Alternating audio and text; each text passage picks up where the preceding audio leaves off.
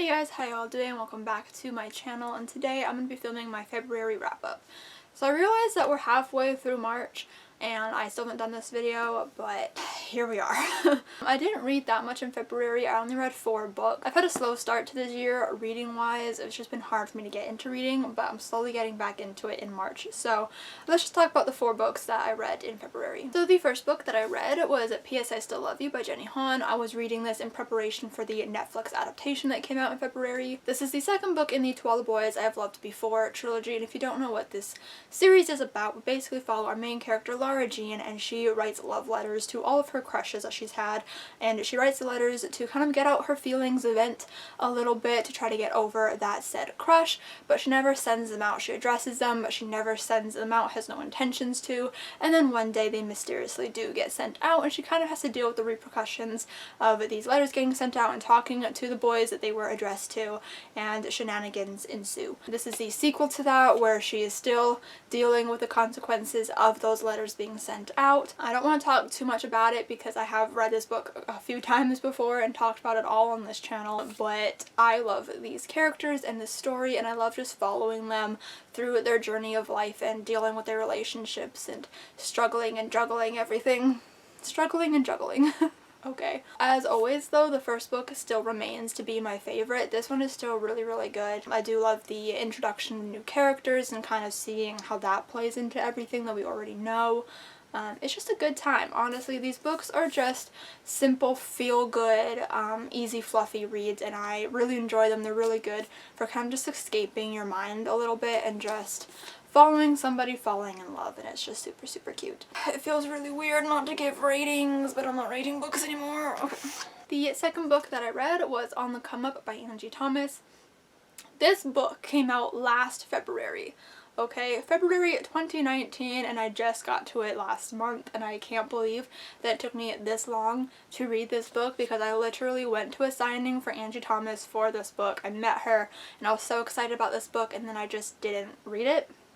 And I don't really know why, because I really loved this book. I don't really know how to fully describe it, but we basically follow our main character, Bree, and she is an aspiring rapper. It's set in the same neighborhood as The Hate U Give, but there is no real connection to that story. This isn't like a spin-off of it or anything. We don't see any of those characters, although we do hear a little bit about Khalil in this book. Basically, Bree ends up releasing a song, and it kind of goes viral, and she kind of has to deal with the consequences of this song and kind of navigating her life and navigating her relationships and friendships and just life in general as like a black person in America, and it's really good. It's definitely not as hard-hitting as The Hate U Give, which I appreciated because I don't think I was really in a mood for like a really hard-hitting book. It still obviously touches on some heavier subjects, but overall this book is definitely not as heartbreaking or as sad as The Hate U Give. So while I did really love this book, it did take me like a minute to get fully immersed into the story, but once I did, I was hooked.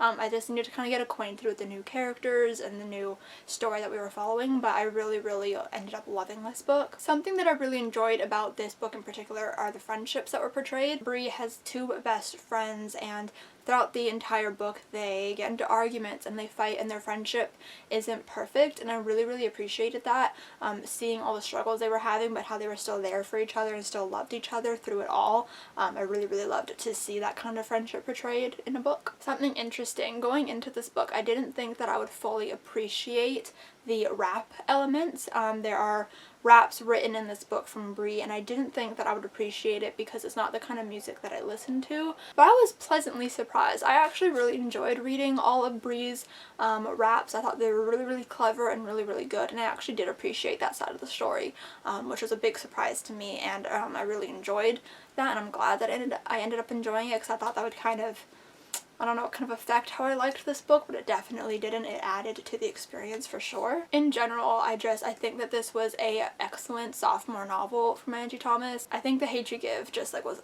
freaking phenomenal, and so this was a fantastic follow-up to that. So this next one I'm really not going to talk about for very long, but it is J.K. Rowling's Wizarding World Movie Magic Amazing Artifacts editions. This is volume 3, I guess, in this set of books. I don't know. I was at Barnes & Noble. Why was I at Barnes & Noble? I was buying a Funko Pop. and I was looking through like the clearance bin and I came across this. It was 50% off the bargain price. So the bargain price is $12.98. I got 50% off of that, so I only paid like $6-ish for this book. And I'm so glad. Like, I love behind the scenes books like this for Harry Potter and basically for anything. Like, there's a Stranger Things one that I love. Like, I just love learning more about film and TV that I enjoy watching, and especially artifacts. The artifacts from Harry Potter are some of my favorite things. That's why I like to collect like replicas and stuff like that and merchandise, because I just love the artifacts. And so this book definitely goes into Fantastic Beasts as well. So here's like some about the Magizoologist artifacts, and there's a lot of like little pop-ups like this. I'm very tempted to like rip this out and put it on my shelf, but I'm very scared that I'm gonna rip the page or actually rip the thing, so I've left it in. I have taken a couple things out of here though, but it's just a lot of fun. You know, we got a Tales of Beedle the Bard thing in here, and I just really enjoy learning more about Harry Potter and the artifacts and stuff like that. I don't think that this one is my favorite behind the scenes books that I've read for Harry Potter. I actually wasn't even planning on reading it right away, but I ended up reading it because I finished On the Come Up. I was in the States, and I finished On the Come Up, and I needed something else to read, so this is the only thing I had with me, so I read this. But I still enjoyed it, even though it wasn't my favorite of the behind-the-scenes books that I've read for Harry Potter. But still good, and I still do recommend it, especially since there are a lot of like little pull-out things that you can keep and put on your shelf and whatnot. It's still a good time. Ooh, Peyton just uploaded a reading vlog. Watch later. Cool. Why is John Snapchatting me? Oh, he cute. Okay. And the last book that I read in the month of February was The Unbound by Victoria Schwab. This is the bind-up of the Archived and the Unbound. So I read The Unbound, and this is a book that I read for the first time last year. This is a duology that I really, really love. But since I did just read it last year, I'm not going to talk about it too much, but I was rereading it so I could annotate it. I've got some annotations going on in here. I do love this series. I love the characters, Mac and Wesley.